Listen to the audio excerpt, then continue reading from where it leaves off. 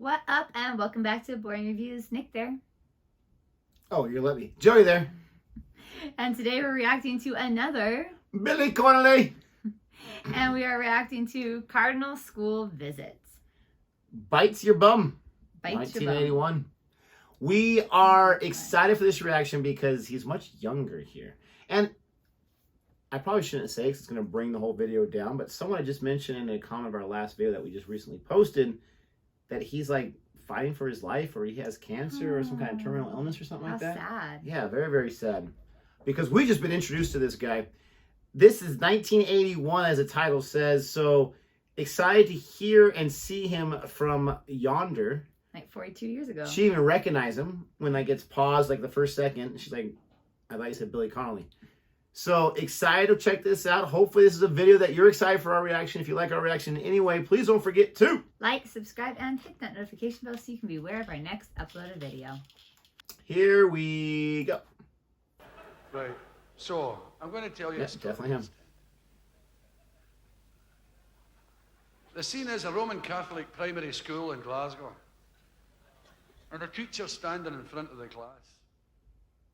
And they're all about 7 and 8 years of age. He says, right, children, today is a very, very important day in the history of this school, isn't it? Thick. Yes, miss. John, why is it an important day? Please, miss, a cardinal's coming to see us all the way from Rome. That's right. Sit down, John. Jeannie. Sit down, Joe. What's so special about this cardinal? Miss, he used to be a pupil at this school when he was a wee boy. That's right. This cardinal was a pupil at this very school and in this very class when he was a little boy. And he's coming all the way from Rome with the Pope's permission to see us. Cool. And it's a very important day in the history of the school, and I want you to be in your best behaviour. There's only one thing I want you to remember. How to address a cardinal. We call him Your Eminence. We don't call him Father like a priest or Your Grace like a bishop. Your Eminence. What do we call him? Your Eminence, miss. That's right. It'll not be long till he's here. And I must say your parents have turned you out beautifully. You're a credit to them. The magic moment arrives, the door opens, and he swishes into the room. Swoosh. The vestments, the hat, the whole number. Morning, children. Morning, Your Eminence. And he hoovers across to the desk. Morning, Miss. Oh, it's a great privilege having you here, Your Eminence. It really is a great day in the history of the school. Thank you. Well, that's fine, that's fine. Do you mind if I speak to the children? Oh, carry on, Your Eminence. So he wanders away over and he says to the first wee boy, hello, son. Hello, Your Eminence. And what are you going to do when you're a big boy? I think I'd like to be an engineer, Your Eminence. Oh, did you hear that, boys and girls? Yes, Your Eminence.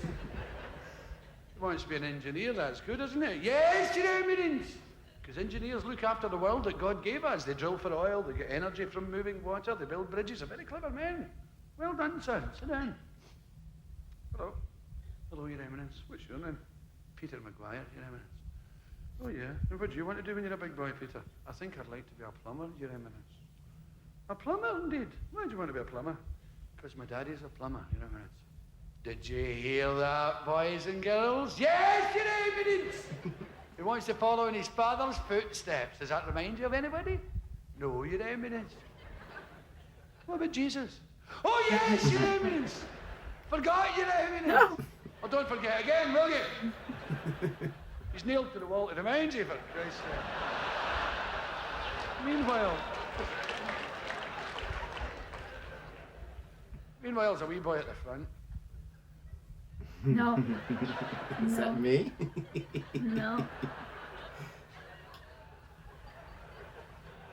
Connolly, what are you doing? I'm looking for my dinner money. You're a liar. Get your hand out of your pocket before you hurt yourself, you stupid boy. And stop picking on cookie.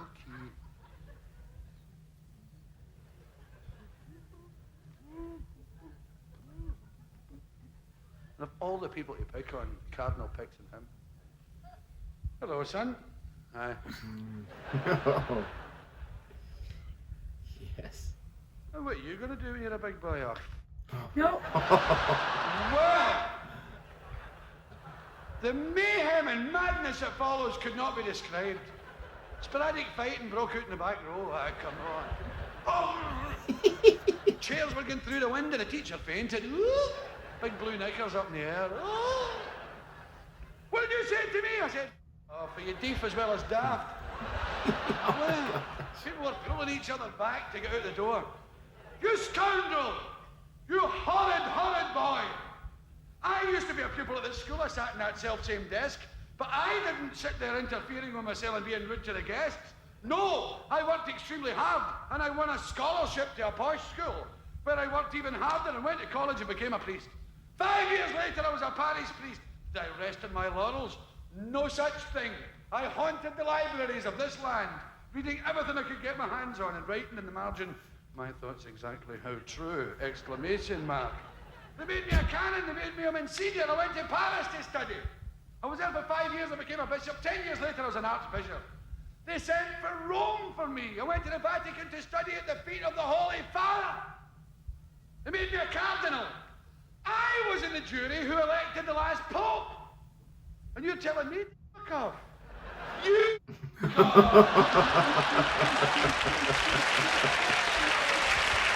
Oh my gosh.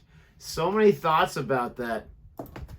So many thoughts. First of all, he looks so much younger. It's crazy. Yes, and his style has definitely changed. He's all dressed up in a white button-up compared to like his kind of rocker vibe that he has Still now. kind of dressed up though, right?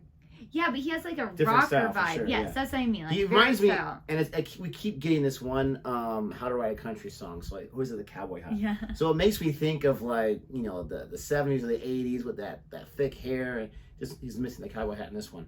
But anyways, very, very, not completely different. He's definitely not getting off track, right? Yes, he's on But track. that would come with experience, like this happened and that happened. Mm-hmm. The thing I want to say about this story right here is it's hilarious, but it's so true. As a teacher, I teach elementary school, so the younger kids, you have to be the example, right? You have to show them this is how we do this subject, this is how we behave, this you can't talk to your neighbor that way, all that kind of stuff. And they teach you early on, these good teachers do when they're training new teachers, don't get in a power struggle with the kid. Just don't do it. Mm-hmm. Because it's you get sensitive, it's insecurity, whatever it is, lack of control of your classroom, but you have a kid that challenges you and you want to prove to that kid verbally in front of everybody why you're the person in charge. As soon as you do that, you've lost all power because now they start to question, well, why do you have to explain to us that you're in charge? And even you're as not parents, gonna win. You're not gonna win the power struggle. Parents, we do that same exact thing with our kids. Like Yep. It should be just, you're challenging right now. I understand you're challenging me. I'm not going to fall into that trap, right? And so he's talking about all the things he's done, all the kind of stuff he's done, and then either he's sunk down to that boy's level, or it's okay to use such language, right? Because you've earned it or whatever. But I love that because it reminds me of with teaching, you get in that power struggle, it's not going to work. The best thing to do is just be like, I need you to get out of my classroom. I need you to take a second, and then we'll have a calm conversation later on. And in that calm conversation, I always remind them, you know, this is my classroom. I'm the one that makes the decisions, blah, blah, blah. And so, anyways, I thought that was great because that's a great example of that. Because kids, all generations, you're going to have some that challenge you. And that's good. It actually makes you a better educator or adult or whatever. I would prefer the ones that don't challenge you. Yes. But yeah, no, it was a good story. I have to say, you can definitely tell how I think he's become better as he's gotten older. Yeah. I definitely like the more recent things that we've seen compared to this one. This one wasn't bad. I like how in the more recent ones, he commands the stage, he walks around, he really gives you a story as opposed to staying in one area. Don't you think it was more of just that one story in this one though? Like he stayed pretty focused on this that one story? 100%. But I do like... That's 200%. I do like how in his other videos, like he walks around the stage, he kind of connects with the audience a little bit more. Like I feel like he's, as I said, you can tell he's kind of, you can tell that this is more newer, like less experienced, whatever. I can't think of it. When he was younger. Yes, absolutely. Exactly. I do like how good he is at that transitioning from like being the student to being like the adult speaker or whatever. But that was really good. I really liked he seemed a little more calm here. I'm not saying that's better or worse, but I did kind of it was just a different type of Billy Connolly. Yes. But you still can see a lot of common threads there. Let us know if you enjoy the older Billy Connolly stuff. If you just enjoy all of it, it doesn't really matter if there's certain ones that are your favorite you want us to check out. If you like our reaction anyway, please don't forget to like and subscribe. We appreciate it. And until next time. Goodbye.